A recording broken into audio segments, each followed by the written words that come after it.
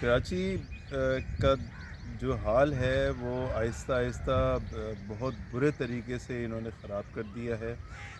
یہاں کوئی انفراسٹرکچر جو ہے وہ پراپر نہیں ہے، اور کوئی کام جو ہے ایسا نہیں ہو رہا کہ وہ پتہ چلے کہ ہاں یہاں پہ کوئی دیکھنے والا ہے، کوئی ایڈمنسٹریشن ہے۔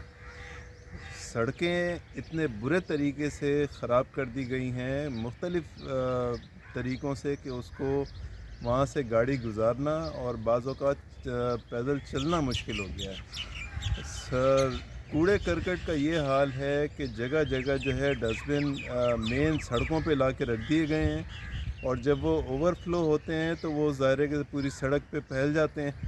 تو جہاں کی صفائی کا نظام اتنا دگرگوں ہو، اتنا خراب ہو، وہاں کا آپ اندازہ لگا سکتے ہیں کہ دوسری چیزوں کا کیا حال ہوگا۔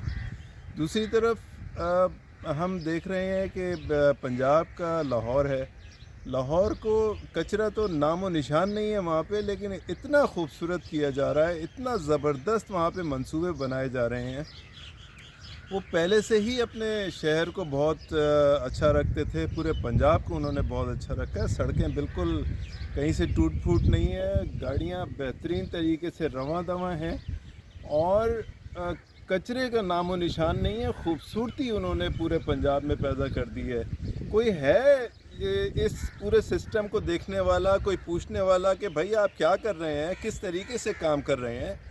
یہاں پہ انسان بستے ہیں، آخر ان کو زندہ رہنا ہے۔ یہ کس طریقے سے ایڈمنسٹریشن چلائی جا رہی ہے، اس کا بالکل کسی کو کوئی پوچھنے والا نہیں ہے، نہ تو صوبے میں کوئی پوچھنے والا ہے، نہ مرکز میں پوچھنے والا ہے۔ Thank you.